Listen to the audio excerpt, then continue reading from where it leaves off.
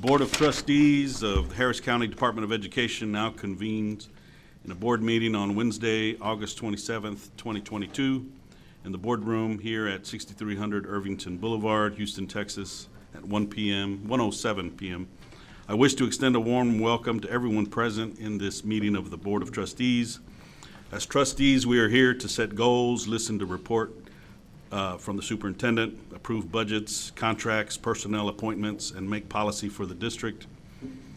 It is not the role of the board to make day-to-day operational decisions. The management and day-to-day operations of the department are the responsibility of the superintendent. We have policies and procedures in place to resolve concerns and issues. This is a meeting of the Board of Trustees, not a meeting of the public. Prior to this meeting, board members received information related to items on today's agenda. Agenda items will not necessarily be handled in the order listed on the notice. The meeting is open to all who wish to attend and hear the matters discussed. During the course of this meeting, the board may determine that a closed session is necessary. In that event, the board will meet in closed session to consider matters duly posted for this meeting as permitted by section 551.01071 to 551.084, inclusive of the Texas Government Code. I respectfully ask that you please refrain from talking while others are speaking and that cell phones are turned off or in silent mode. Thank you for taking time today to join us and for your interest in the Harris County Department of Education. So welcome everybody, and we will start with the invocation. Cindy Tan from Information Technology. Good afternoon. Please join me. Dear Heavenly Father, thank you for the opportunity to be in your presence today. At this time, I'd like to pray for our teachers and students that you put an armor of protection around them to keep them safe from dangers and threat and keep them healthy throughout the school year. I also pray for each and every one of the staff of Hcde to use their unique gift, talents, and ability to seek to be exceptional, to serve others in their home, workplace, community, and beyond, to make an indelible difference and a tremendous impact so that your name may be glorified. Thank you for all the blessings you have given us. Please be with us and guide us and keep us safe. All this we pray in your precious name. Amen.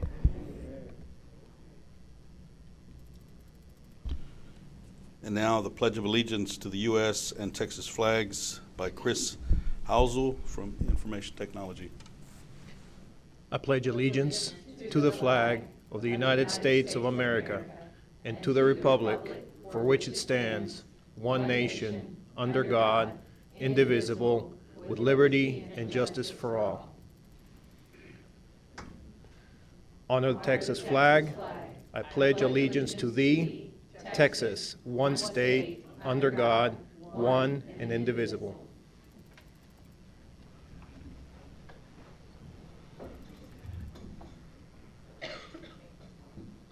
Thank you for that. Now, item number 4 is our open forum. I understand we have a member of the public that wishes to address the board. Is it Kelly Toomey? It is. Forward. Welcome. Thank you. Good afternoon. My name is Kelly Toomey, and I worked at Hcde for 6.5 years in the Teaching and Learning Center. I retired from 31 years in public education on June 3rd. According to TRS documentation, that would put my actual retirement date at May 31st because I did not work more than half of June. What I've found out the hard way is that Hcde does not adhere to TRS documentation provided to retirees on the TRS website. When I met with HR, they stated that since my retirement date was set for June 3rd, my final paperwork would not be submitted until the week of July 7th. The explanation given was that since my last paycheck was issued on June 15th. This was the earliest that they would get to it. This date was reiterated in my exit interview the week before I left with the new benefits coordinator who had a video exit interview with me. Since those communiques, HCDE has not adhered to that schedule. And while some here will tell you that HCDE is within the reporting window for TRS retiree paperwork, what I'm here to tell you is that HCDE does not seem to prioritize retiree care. Houston ISD had over 200 retirees. Cypress Fairbanks, well over 150. Would you like to know when those retirees got paid? They got paid June 30th and July 31st, both districts. They've had 2 full retirement paychecks, and I have not had one.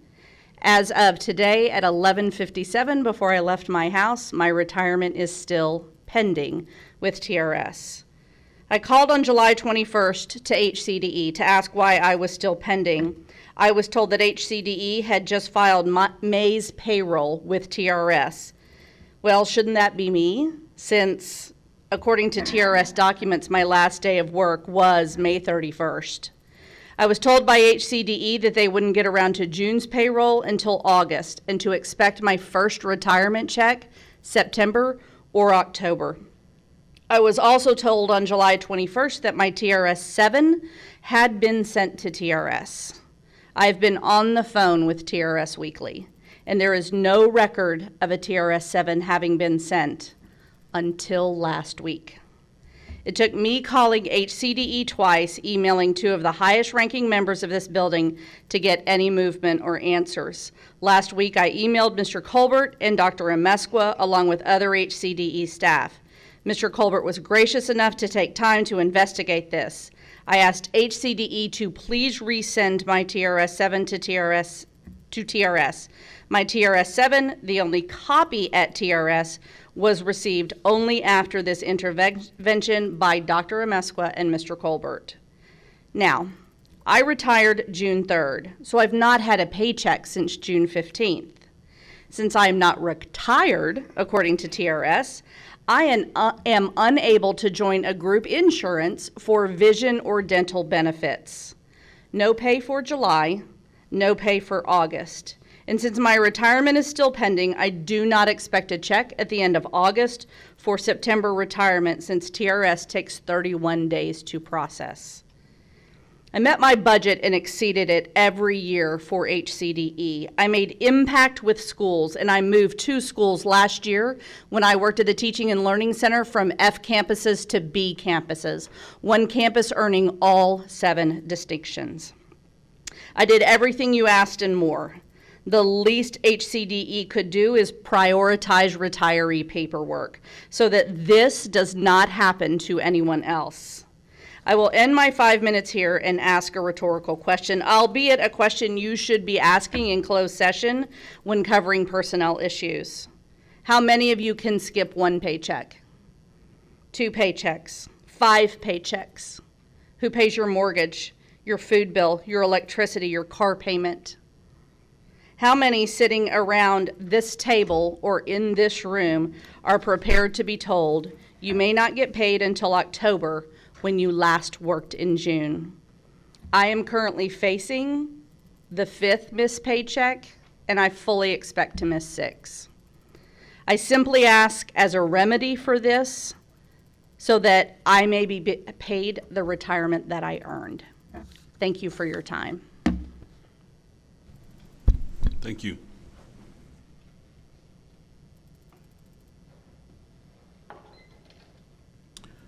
Now we will move to our reports and presentations, beginning with Employee of the Month by Ms. Natasha Truitt, Executive Director of Human Resources. Good afternoon.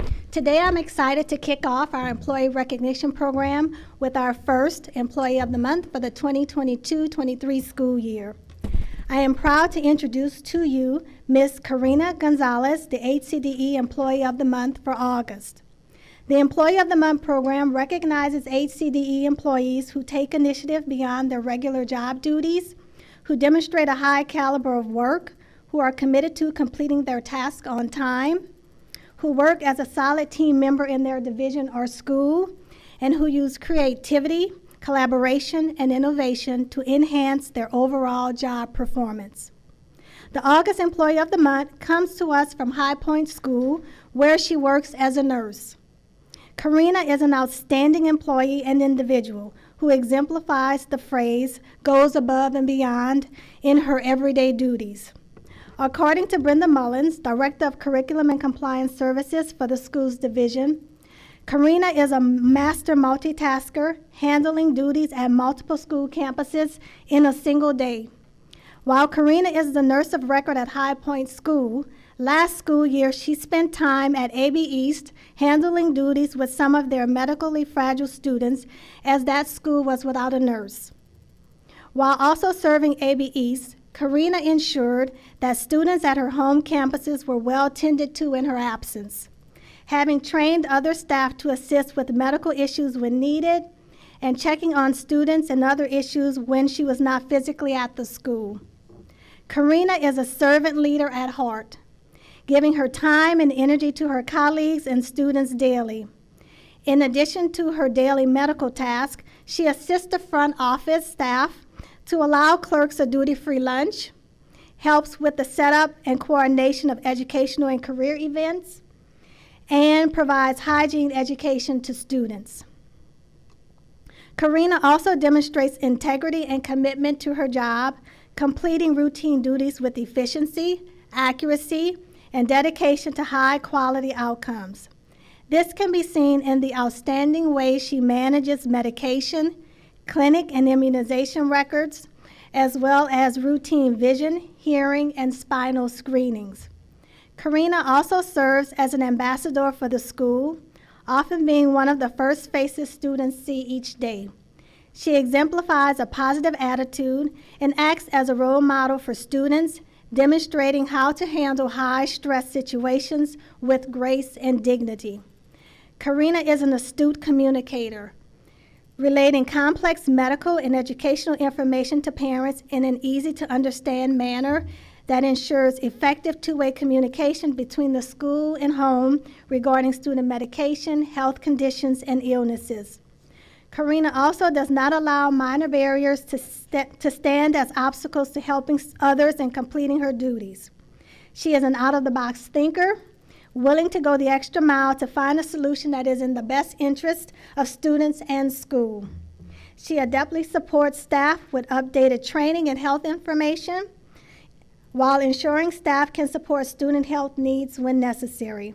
Her dependability, knowledge, positive attitude, and compassionate manner have caused students and staff alike to see her as a hidden gem. Many believe Karina has an innate ability to turn a student's day around with a smile and caring touch. She leads with her heart, and it shows in the way she treats students and staff everywhere she goes. These characteristics are just a few of the reasons why Karina is considered a critical part of Hcde's schools family. Now I'll share with you a video created by our communications division featuring Karina. So I can see it. There we are.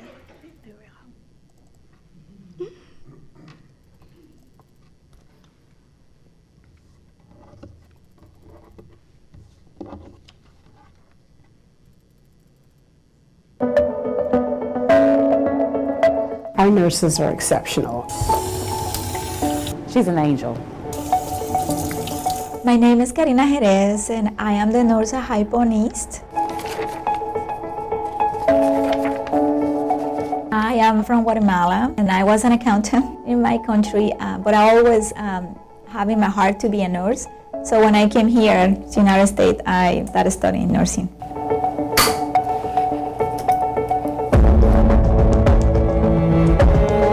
We were down 2 nurses this year. All I would have to do is call, asking her to come from her campus to Academic and Behavior School East. Come here and sit down, I'm gonna check you. And she would go over and take care of that medical need, whether I needed her there all day, sometimes to go to the campus just to do that specialized medication monitor to make sure everything was okay, and then going back to her campus. Breathe in. I I love numbers and it's, very organized and the administrative part, but nursing is working with people and it's more rewarding because to me, I cannot make change in numbers. Everything has to be exact, but in nursing, I can affect someone's life. Definitely an honor well deserved. She's actually what I call one of my gems. Having her own staff makes a significant difference, not just in the lives of our students, but in the staff as well, because she serves all of us. She is a very mild, caring person. If I ask her to help me interview for additional nurses, if I ask her to assist me when we're doing a workshop, etc., she's always willing. So she's a keeper. I love to be here, and I think maybe God placed me here with a purpose, and I love to serve our students.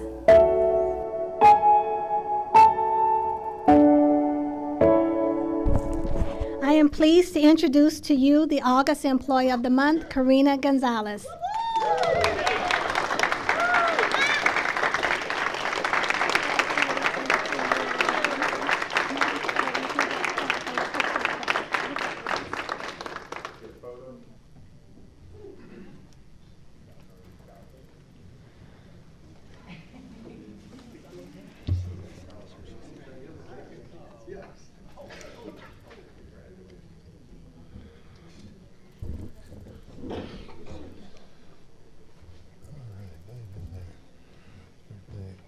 She works at High Point.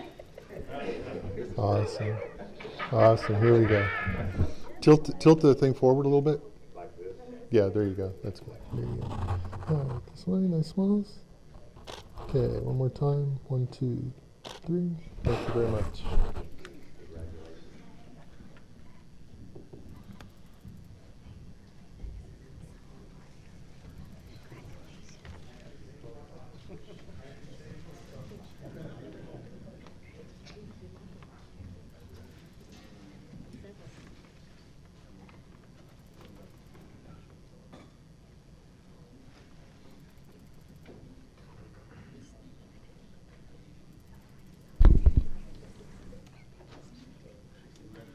Again, Nurse Hcde, thank you so much for your service.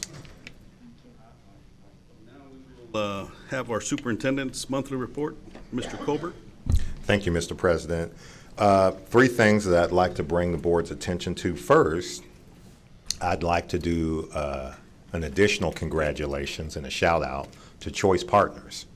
Choice Partners has an agenda item on today's agenda that will solidify the first deal with Amazon.com for a co-op in the state of Texas. Choice is the first, and so let's give them a big hand.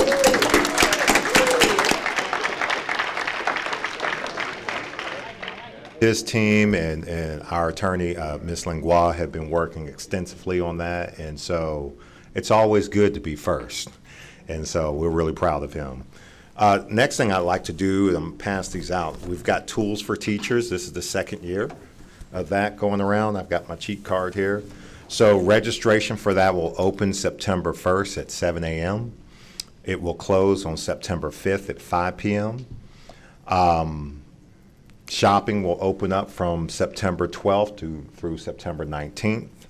And then the items will get mailed out to the school the 2nd week after that. Any items that aren't purchased, because we have 2,000 vouchers essentially, so any vouchers that the teachers don't use, we'll roll that over to the spring, and we'll do a 2nd round of that like we discussed earlier in the year. So we're looking forward to that, and I think that we'll get good participation with that, and every year we're kind of analyzing that to figure out how we need to tweak it. So there's that. You also have at your station the bag. Last Friday, we had a 2022 convocation where we talked about the art of being exceptional. And I certainly appreciate the board members that were there, and I also appreciate the efforts of those who couldn't attend but tried to. But we had a full house, about 900 people, and we had some very moving videos that I've gotten lots of feedback about. And so very powerful. In your bag, you will find a yearbook that we've created for our staff. So if you want to try to memorize all the names of the people who work here, I challenge you to do that. You'll also have a lanyard. You'll have a pin of a unicorn, which is our unofficial mascot. And then you'll also have a wristband. But the bigger thing that I want you to see is the memories that we've had over the past year. This is something that we want to try to continue to do each year. It was a pleasure for me to be able to display how unique and how truly exceptional this organization is. We highlighted a couple of students who are very special and had a very good year last year, and certainly Julian took the cake. He brought it home and was even to come on stage. But there was a third video that some of our board members who weren't able to attend convocation, you have not seen. And so I'd like to take this opportunity, Trustee Davis, to highlight. She's sitting here shaking her head like, don't show it, please. This is on YouTube. But the board just did a fantastic deal, so let's roll it. Let's show the video. Hcde is truly a special place. We are a unique organization that makes a huge impact on our community. We support special populations of students, train teachers, make schools safe, store records, save districts money, and in general, make public education better in Harris County.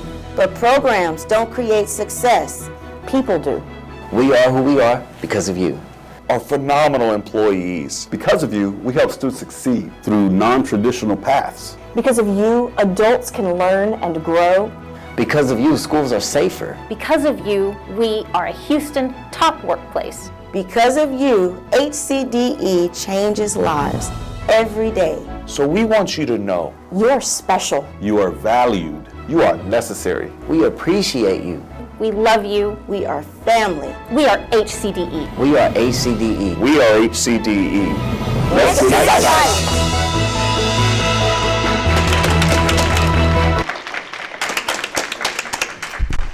Now, one might look at that and think that our trustees are exceptional actors, but I tell you folks, they weren't acting. So I really want to thank y'all's participation on that. I know our trustees are very busy. They actually have jobs, and this is not it. This is something that they volunteer to do, and for them to come on short notice to film that, and with the kind of passion and sincerity that our staff, I know they got that from watching it, so I really appreciate you with that. With that, that's all I have. Thank you. Thank you, Mr. Superintendent. And next, we'll have an annual division update from Information Technology, Mr. Lowell Ballard, Director. Good afternoon, President Cantu, Board of Trustees, Superintendent Colbert, and Hcde leadership. Now, hold on. I'm watching low to see if he uses. Yes, I did. I'm not going to make it through the whole thing. I see him using all the presentation techniques. I love it. You're doing great. Okay, thanks. I hope I can keep it up the whole time. Okay. So, IT services. Who are we and what are we working on this year? If I had to boil it down into one sentence, I would say we're partnering with divisions to transform Hcde processes. And I'll talk about some examples of that today. I'll introduce you to IT services, talk about some of our accomplishments last year, talk about our IT strategic direction, and new for this year, IT governance. This is our IT services leadership team, and they're here with us today. Please stand. So, Tim Davis is the manager of application services. Chris Hosel is the manager of IT operation services. Jamie Salinas is the IT service desk manager. And John Crate is our information security officer. Cindy Tan is our IT training coordinator. And Simone Lorenz is our IT services admin assistant who keeps the division running. And they work with a lot of complexity all the time and a lot of change. So thank you for everything you do for Hcde and our students.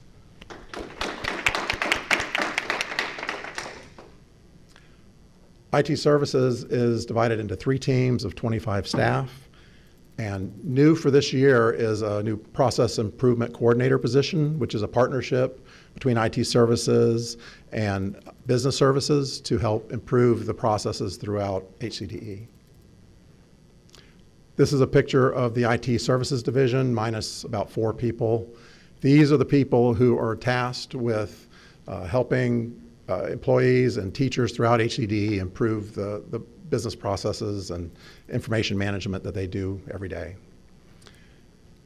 And this is a picture of the actual managers of information at HCDE, and that's pretty much everybody. Anybody has some kind of information they manage, and the goal of IT services is to give them access to the tools and the knowledge they need to better manage that information.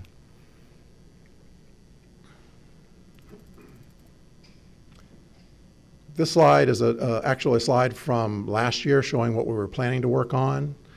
And we've made significant progress from enhancing the business processes, working with business services and HR, to multiple security enhancements, to capital improvements, working with facilities to plan some of the new construction. I'd also like to highlight this last year, for the first time, we did more formal IT portfolio management, also known as IT governance, which I'll talk a little bit about later in the presentation. The portfolio of projects that we're working on is partly driven by our IT strategic direction. And if you think of everything we do as some kind of a process, there's really 5 maturity levels of any given process. From the initial level, we want to manage our processes better.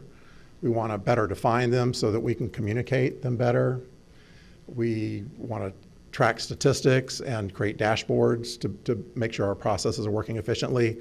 And ultimately, we want to make all the processes optimized to be as easy to use and to run as efficiently as possible. Our strategic goals are built on a strategic platform of 3 strategic partners. PowerSchool is our strategic partner for finance and HR and student systems. Microsoft is our strategic partner for cloud and office applications, data center, security, and a lot of other things. Laserfish is our partner for workflows for things that PowerSchool and Microsoft don't offer built in. And we support a variety of best-of-breed third-party products where that makes sense. And we're building, where we can, we build on the cloud, and even things that we're doing in our local data center, we're managing with the same tools that the cloud vendors use to manage the cloud. So we're very much cloud-focused. Again, new to this year is IT governance, where we worked individually with each division to identify and brainstorm multiple potential IT-related projects. Then each division ranked those projects as to which ones may be more valuable. ELT reviewed the highest level ones, the ones that seemed to be the most value, and affirmed 59 projects to be in the FY23, FY24 IT plan. So 10 of those are considered IT incubator projects, where those are kind of forward-looking. They're kind of leading edge, and so we're researching those and testing those, and we'll see what comes of those. Of the 59 projects, I'll highlight just a few just to give you a flavor of what we'll be working on over the next year. We've hired Gartner, which is the largest and most respected IT consulting firm, to work with us to benchmark our IT against our peers and to help guide next year's IT governance process. The Employee Records Project is working with HR to streamline management of employee records and to streamline onboarding of employees. Most ransomware attempts start out trying to access passwords. And so we have a project, we call it the Passwordless Project, where we're actually replacing the need for passwords to having a physical device, much like when you log onto your phone, or if you still use an ATM nowadays, you don't actually type in a password there. You have a PIN, or the fact that you have your phone in your hand helps validate that you are who you say you are.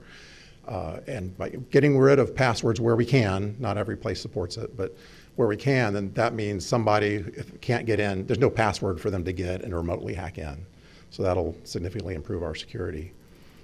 The IT Service Desk Portal project, the portal is the most efficient way to provide services to staff. It's 24/7, then you don't have to wait in line waiting for the next agent or waiting for a return email. So staff are busy entering the most common solutions, and we have a virtual agent we call Joshua, which will be conversational. They can come ask them the questions, and it will pull from those solutions and guide them to the best solution for the most common ones. If it's not in the database, then it'll refer them to a live person. Cross-division team hubs. Nowadays, there's a lot of tools people have access for teamwork and collaboration. And the team hubs, it puts it in one place. So the focus is the team, not the tool. So if someone new comes on board, they can go right there and access all the tools in one place and not have to access various tools and data in different locations. Security orchestration and automation and response, also called SOAR, is an advanced security feature, and that is automated response. If a hacker or a ransomware attempt actually gets through the first levels of defense, they try to automatically broaden their scope and what they have access to. So we in response have to have an automated response that can handle that quickly. And so that's something that's actually that we're working towards this year, is to have more automated responses, things that we can do quickly if we do have a breach.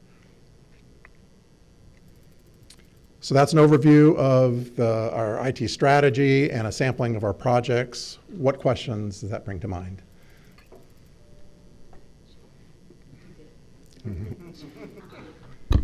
Thank you, Mr. Ballard. Any board members have any questions? Colbert. Well, first, you did a fantastic job in clearing your slides. Y'all see how he kept his hands at his side? Jeff, did you see that? Great job. I just want to tell the IT department how much I appreciate them. You know, I say this all the time, and I've said this before about our facilities and maintenance, but I would say the same about our technology department, is how agile they are and how quickly they respond when things don't go right. With every major catastrophe we've had to face as an organization, IT has been there somehow with digital duct tape, trying to just tape it all together so we can keep things going. And they have shown up every single time. They've answered the bell. So fantastic job. I love that our IT department is forward-thinking and visionary. Sometimes I don't see that vision as clearly as you do, but I trust that you see it. And I like where we're going as an organization and the infrastructure that we have in place, the leadership, the people, the talent. And so good job, and I appreciate you and your entire staff. Okay, thank you.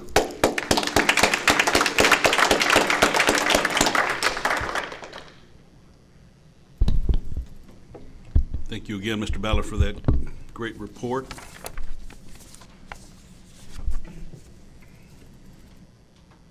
And now we'll have a presentation of the Certificate of Distinction Award from the Government Treasurers Organization of Texas, GTOT, for the Hcde investment policy that meets the requirements of the Public Funds Investment Act and the GTOT standards for prudent public investing.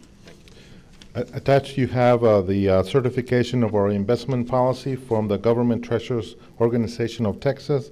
This is for a 2-year period ending June 30th, 2024. Every 2 years, we submit our policy. It gets reviewed, and they certify that we have adhered to their standards. So this is a 2-year renewal. Congratulations.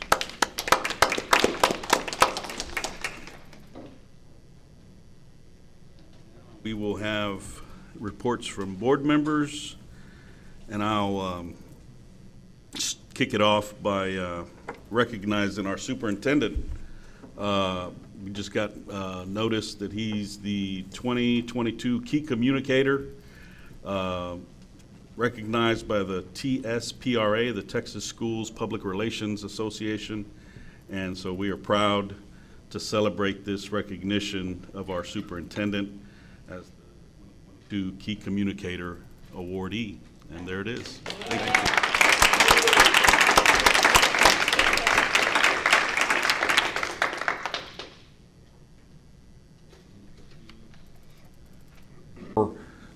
Trustee, our two-term, I know me and Richard and Danny served with Mr. Wolf, Mike Wolf. He has he's in Vosswood Hospice.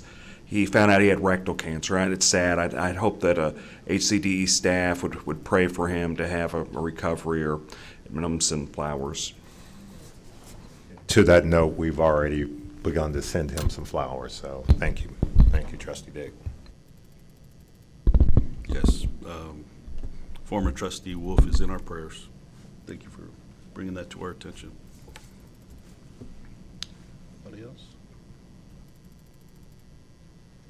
We'll move on to report from any of our board committees. Any committee chairs have a? We're ready for our monthly financial report. Dr. Amesqua. Hopefully I can clear the slides better than last time.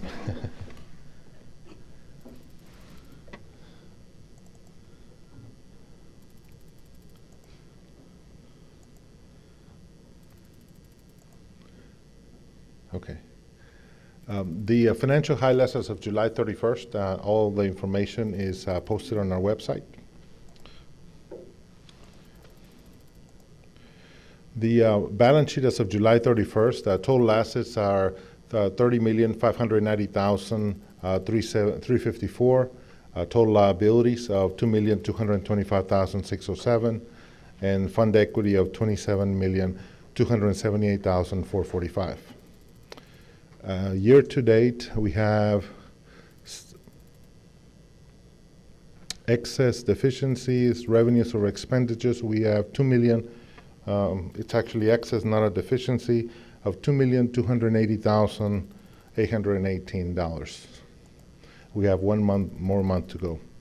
As of July 31st, our unaudited fund balance is $27,278,447.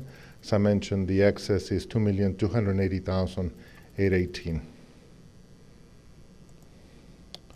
Our financial ratios, 33% versus 38%, versus for the working capital, we have $28 million versus $37 million from a year ago. Our unassigned fund balance ratio, we're at 56% versus 48% from a year ago. Debt to income ratio, we're at 8.7% this year versus 10% a year ago. And that 10% was because of the one-time pay down of the 2015 bond that we paid off last year. So that's why there was a little bit of an increase from last year. Tax revenue to total revenue ratio, we're at 27%, very similar to last year at 28%. Our indirect cost ratio, we're at 3%, holding from the same as last year. Fee for service ratio, we are at 21%, very similar to last year at 22%. The growth, this is a good thing from a year ago, that at this point in time, a year ago, we were at minus 10% in our fee structure. We're at plus 4% this year. Budget activity, September to January, we had no amendments. We have inflows, revenues of $50,886,749, or approximately 86% of our revenue budget. Budget to actual, we're at 69% budget to actual. In our expenditures on the outflow side, we are at 78%, which is $48,605,931. And budget to actual overall, we're at 72% overall budget. In our COVID expenditures for General fund, we have $738,585, and then we also have COVID expenditures for Head Start, still at $1,185,652. Our donations for the year, we're at $128,765, and our July we had $50 in donations, which is from Home Depot for Head Start. The values for as of July for 2021 tax year is $513 billion. We started the year with 521, and we're now at 513. So this is an unusual year that, in fact, we started higher and we're ending up a little lower in terms of our values. And the impact of that is be approximately 400,000 in terms of the value lost from 1 year, from the beginning of the year to today. Year-to-date expenditures, revenues collected year-to-date are $25,176,920. That makes up 97% of our budget. 97% of the line item collected. And so we have overall budget to actual in terms of taxes at 96.9, primarily because some of those delinquent taxes, most of them have been coming in the current one rather than delinquent. Tax office and appraisal district payments were $185,155. And you see here a comparison from a year ago, 99% versus 97.6% in terms of the collection. So we're going to get to about 98% here for the current year. Disbursements for the year, we're at, for the month, $6,410,682. 333 transactions, 702 transactions in P-card, and 6 transfers. All the information is posted on our website. Educational certification, we are at minus 309,538. Records management subsidy of 414,856. Therapy services, tax subsidy of 1,844,487, and our schools had 4,446,815. Choice is doing well at 66%, strong, and so we have a transfer to the general fund projected for this year as of July of $3,981,770. Our budget amendment, this is for FY 22-23. As we prepare our budget for 22-23, we recalculated our salaries and transfers between accounts, and so the net transfer is $443,064, and then the facilities $112,216. Again, this is to adjust due to the recalculation of salaries after we receive the TASB recalculation for the new fiscal year. Foundation update for the Educational Foundation of Harris County. Net equity of $635,741. We receive a revenue of $7,020, and then we have operating expenses of $242,257. I'm going to go through all this. These are all just the individual checks, but basically where we're at, we have $626,000 available from 2022. And this is where we've received the Partners in Education and the sponsorships, student scholarships, disbursements, and the new additions that are for fiscal year 22. And we're going to add for the new year, the 2023, there's an agenda item to add for 2023, so that number will go up in the following month. Our PFC, we continue with a small business program for construction. Our cash balance as of July 31st, we're at $37,982,541 in terms of a total capital improvement program. And we are basically at 52% in AB East, 16% Irvington, High Point East 12%, Adult Ed 28%, and overall we're at 29% of the entire capital program. In terms of Irvington, we have available in the Irvington account, $10,833,870, of which 9.5 is for maintenance notes and 1.3 is from local construction. So a total amount of $10,833,830. This is the capital improvement that was adopted initially, and that's where we're at. And that's the report for the month of July. Do you have what questions do you have?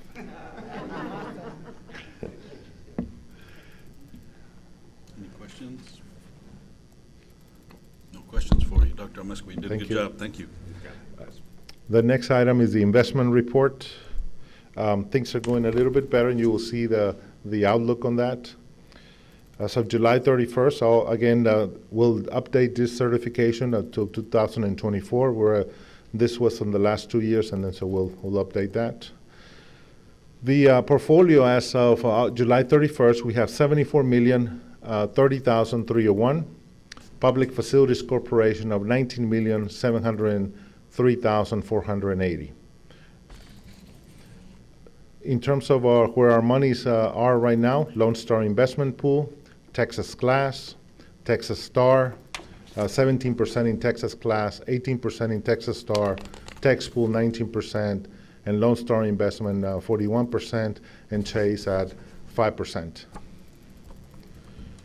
In terms of the portfolio for PFC, it's all in Tex Pool and Bank of Texas, $19,703,480.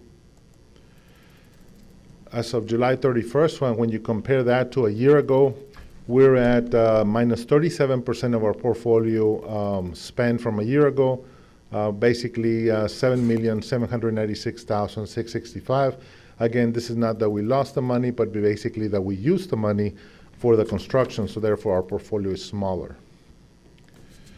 All our investments are overnight, 54. And so we're climbing as the interest rates go up, we're climbing with the rates as they go along. We have earned year to date $153,113 and PFC $71,791. We're earning an average of about 1.5 for last month, and we're going to be in the 2% scenario this month. So as you can see here, the rates, they started, from in January 0.1 to 0.4, then in March, and then the Fed acted by 25 basis points, and then 75 basis points, and then and so they climbed another 75 basis points. So we're in the 1.5 scenario right now, and so the investments that are coming due right now are going to be in the 2% range, and so our monthly amounts are going to be higher that we're going to be earning in the next few months. That's the investment report for July.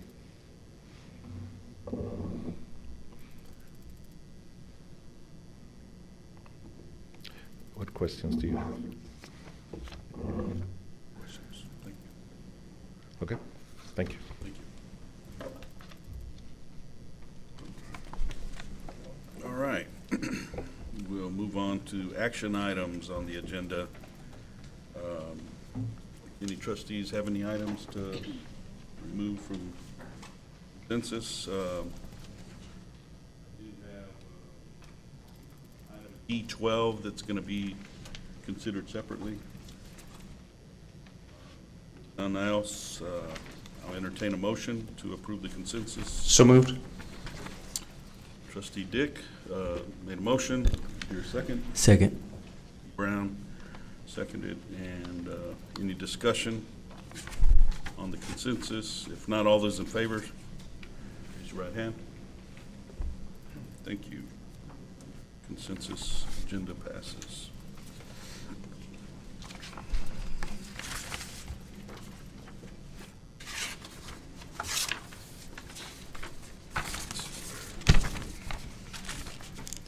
So action items, non-consensus, we'll start with 7A. D12. Oh, we got to take that one first. Okay. So D12, approval of interlocal revenue agreement between Hcde Case for Kids Division and the City of Houston for the period of the date of counter signature by the city controller through June 30th of 2023, in the amount of $770,000 for Case for Kids, after school and out of school activities. I move the motion. Sorry, with the approval of this one, if your motion could also state and delegate authority to the superintendent or his designee to negotiate, finalize, and execute the agreement, because we anticipate there might be some changes to the contract. And it does. All right. Motion by Trustee Dick. Your second. Second, Trustee Hinojosa. Discussion? Trustee Davis? I just would like an explanation. The city of Houston has had turnover in their legal department, and so they've asked for just a few more days to make sure that the interlocal language is good, but the project, it's the same interlocal as has been in the past. Staff asked to include a piggyback clause, and that's where the legal department wants to evaluate. So. Didn't hear you when you first started out. So this is the regular City of Houston interlocal contract that we have every year. They added a piggyback clause to go in for purchasing with it, but the City of Houston has a new legal team, and so they just needed a few more days to just make sure they had everything the way they wanted in the contract. But other than that, it is the same contract with the inclusion of the piggyback clause. Thank you. Thank you for that. We will go to 7A. Oh, you got to vote. Oh, that was the sorry about discussion. that. We had a motion and a second and answered some questions. All those in favor, 12D, raise your right hand. Motion passes.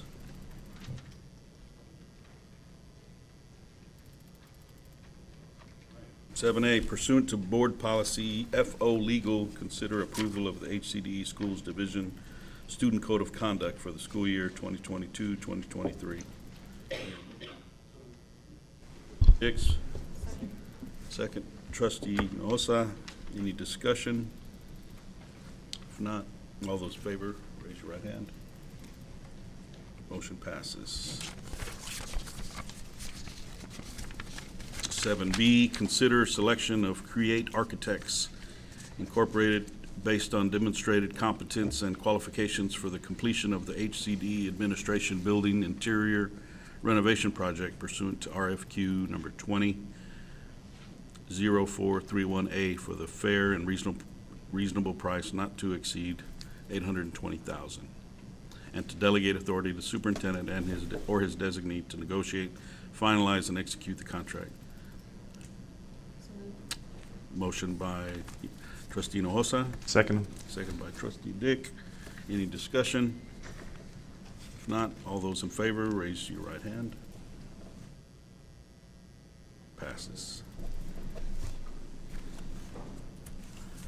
7C, consider approval of memorandum of understanding between Hcde and the Education Foundation of Harris County for the Partners in Education Project, providing $400,000 for grants, scholarships, and sponsorship activities, the Tools for Teachers program, providing $200,000 for educator supplies, and $100,000 for the Focal Point Initiative to be used for the purchase of transportation, food, and professional development activities during the term of this MOU. Hear a motion? So moved.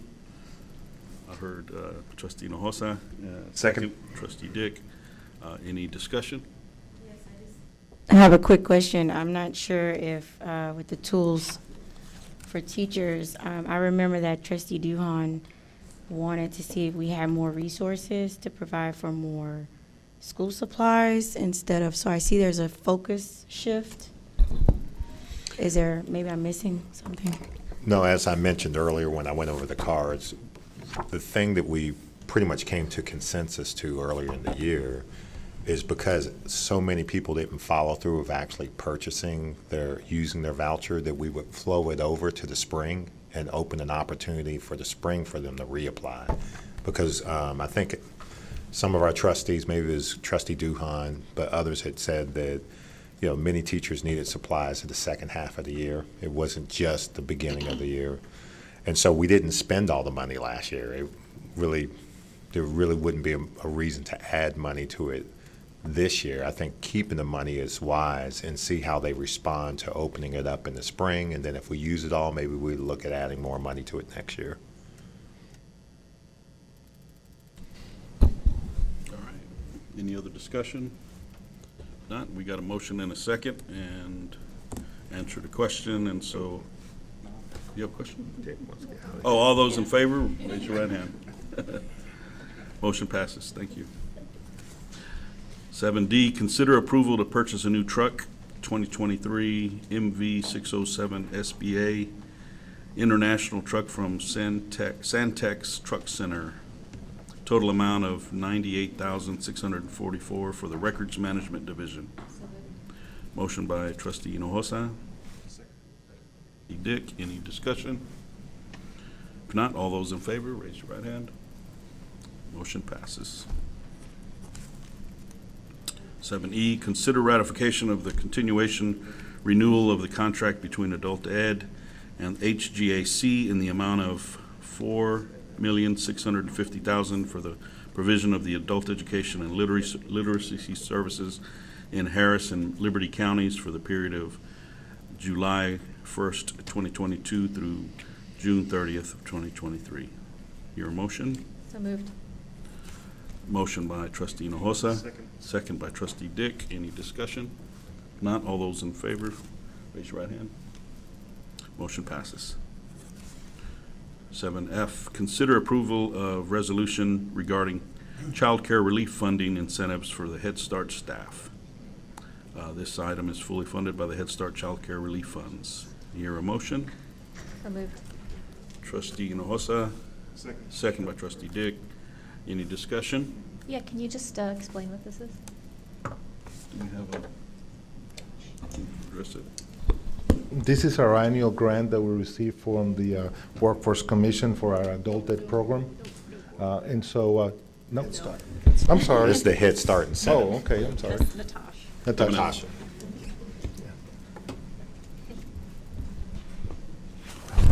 Yes, Head Start received additional funds through the Child Care Relief Funding, where they're able to provide some resources to their staff that were impacted by COVID and also some inflation, also to help with inflation. And so this incentive, there are three types of incentives in this overall plan.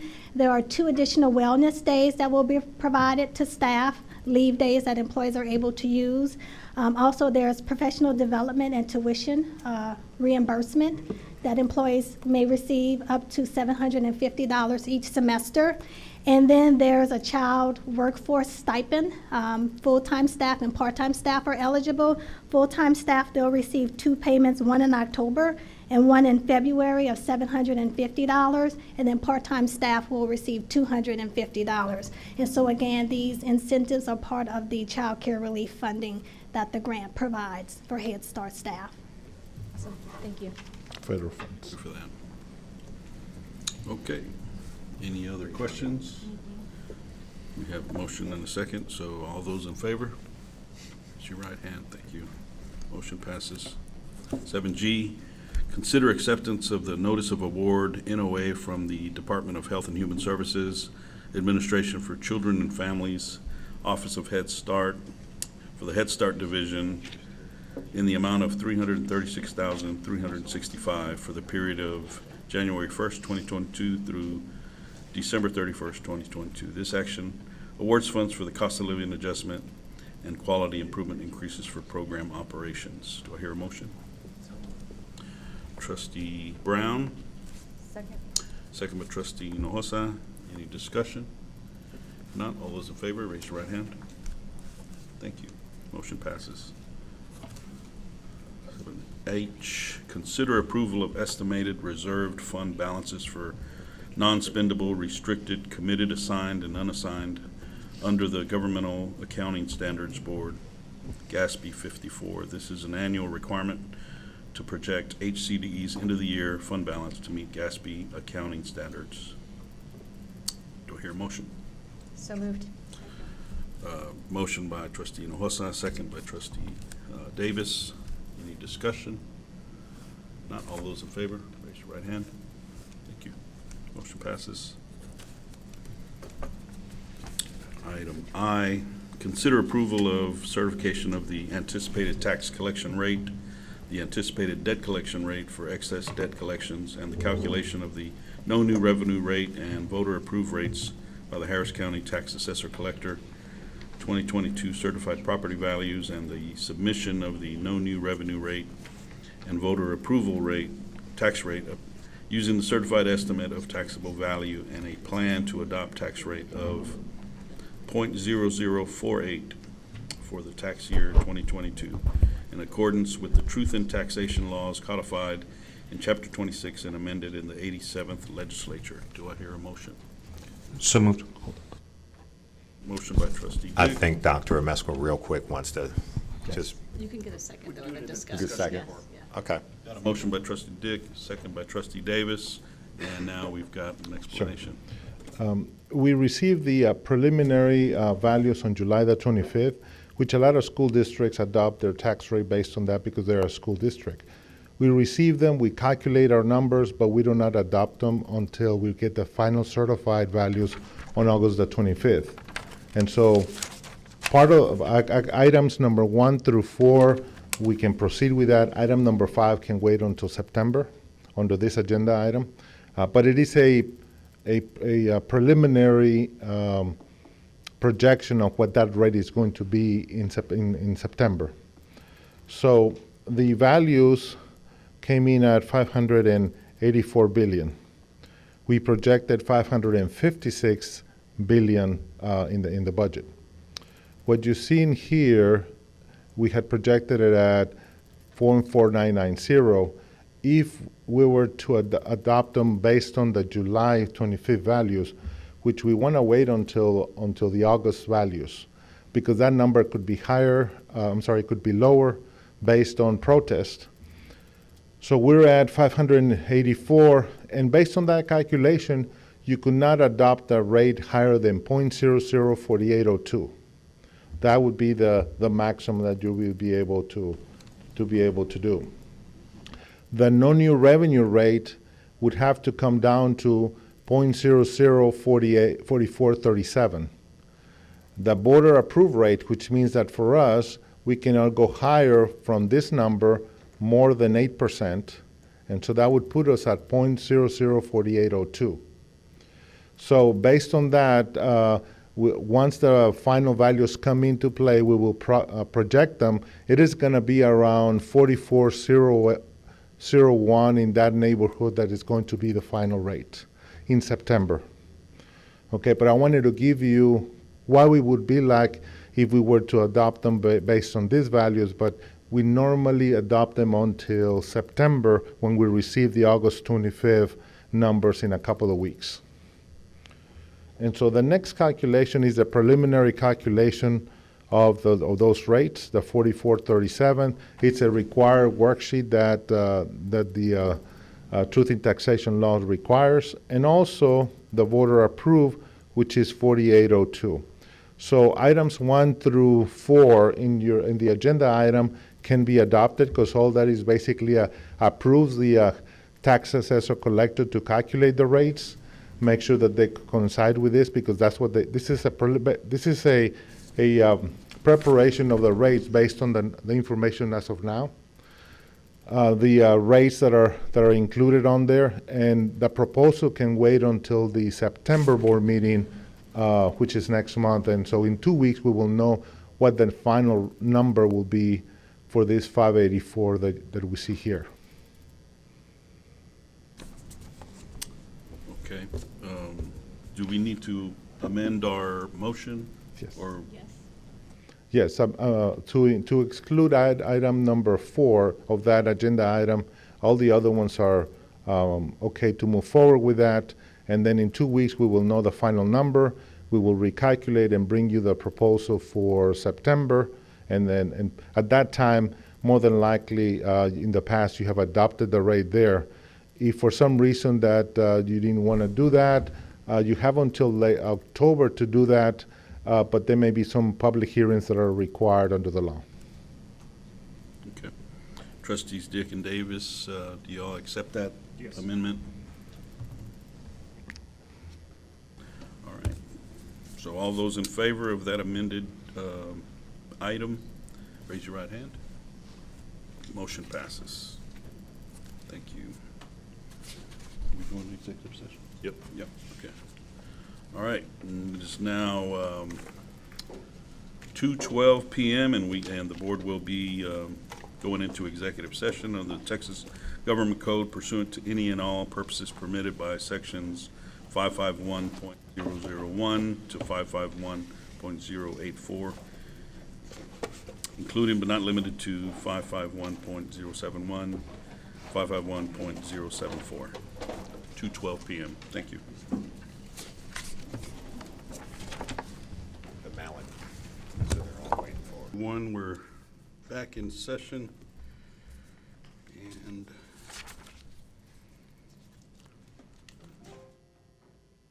I believe that is all we have. Motion to Number 10, if anybody. oh yeah. For the future. Yep. You want to make a motion to adjourn? Okay. Trustee Davis makes a motion to adjourn. Second. Trustee Brown, all those in favor, raise your right hand. We are adjourned. Thank you.